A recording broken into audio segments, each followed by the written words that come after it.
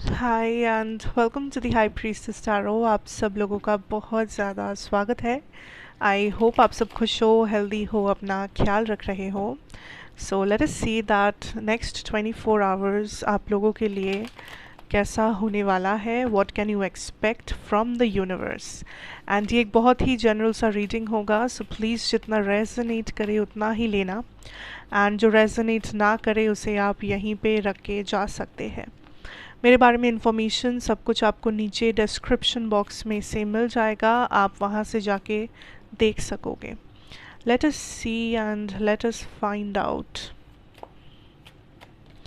To of pentacles, the sun, the stars, nine of cups, and we have the queen of pentacles. ठीक है, now first things first, what I can tell you here is I definitely see like आप लोग finally किसी type का solution ढूंढ रहे हो about a problem. ठीक है, एंड ये जो भी प्रॉब्लम है बहुत सारे लोगों के लिए ये कोई फिनेंशियल या करियर रिलेटेड प्रॉब्लम हो सकता है, बट ज़रूरी नहीं है। इनफैक्ट ये कोई भी प्रॉब्लम हो सकता है जो आपको काफ़ी टाइम से ओवर थिंक करने में मजबूर कर रहा था, या फिर आप काइंड ऑफ ये सिचुएशन आपके दिमाग में बहुत भारी था। ठीक है, बट देन फाइनली आई सी आपको कोई वे आउट मिल रहा है। ऑल्सो किसी टाइप का सच आपके सामने आएगा अबाउट सम पर्सन। सो ये पर्सन मे बी आप किसी के खिलाफ सबूत ढूंढ रहे हो, या आप काइंड ऑफ वेट कर रहे थे सही मौके का कि आप इस पर्सन को जवाब दे सको, आप इस पर्सन को सच्चाई बता सको, आप इस पर्सन को अपना जगह दिखा सको, या फिर मे बी आपको पता था कि ये पर्सन लाइक कैसे है, क्या है, एंड आपको बस ये इंतज़ार था कि मुझे एक बार वो मौका मिले कि मैं इस सिचुएशन से अपने आप को निकाल सकूं, मुझे एक बार मौका मिले कि मैं इस इंसान की सच्चाई सबके सामने लेके आऊँ, या मुझे किसी टाइप का सबूत मिल जाए कि मैं अपने आप को बचा सकूँ या something. So I see that finally आपको वो मौका, वो सबूत, या फिर वो सल्यूशन मिल रहा है, वो होप आपको मिल रहा है कि आप भी इस प्रॉब्लम से निकल सकते हो। आप जो इम्पॉसिबल समझ रहे हो वो पॉसिबल है। आपको ज़िंदगी भर इस सिचुएशन में सड़ना नहीं है, आपको ज़िंदगी भर कॉम्प्रोमाइज़ सैक्रिफाइस नहीं करना, आपको ज़िंदगी भर स्टक नहीं रहना, या ज़िंदगी भर ये टॉक्सिक पर्सन आपको नहीं परेशान करेंगे। So there is some situation, something जिसका आपको होप नहीं था, बट देन फाइनली आपको वो होप दिख रहा है, आपको वो light at the end of the tunnel जिसे कहते हैं, आपको फाइनली वो यहाँ पे दिख रहा है। सो आई डेफिनेटली सी आप काइंड ऑफ स्टेबिलिटी और हैप्पीनेस और फ्रीडम के तरफ मूव कर रहे हो from a very toxic situation. ठीक है, from a very stuck situation, या बहुत ही लाइक एक रेड फ्लैग वाला situation. Now I definitely see career या फाइनेंशियल रिलेटेड कोई विश है जो आपका फुलफिल हो जाएगा। ठीक है, एंड ये विश आने वाले 9 डेज़ में या 9 घंटे में विश फुलफिलमेंट होगा। सो नेक्स्ट जब भी आप इस वीडियो को देख रहे हो, उस समय से शुरू करके या तो नेक्स्ट 9 आवर्स 9 घंटे, या तो अगला जो 9 दिन है, इस टाइम के बीच में there is a good news या there is some type of a wish fulfilment जो आप अचीव करोगे, जो आपको मिलेगा। So be very careful and be open, actually careful नहीं, be open to receiving blessings. ठीक है, क्योंकि कभी कभी हम लोग खुद ही अपना ब्लेसिंग्स को ब्लॉक कर देते हैं, उल्टा सीधा सोच के, नेगेटिव माइंडसेट रख के, या अपने आप को अपॉर्चुनिटीज़ के लिए ओपन ना रख के। सो वो नहीं होना चाहिए। Take the opportunity, think about it, options open रखो, देखो आसपास क्या हो रहा है, आप किस में क्या चांस या क्या आप ढूंढ सकते हो।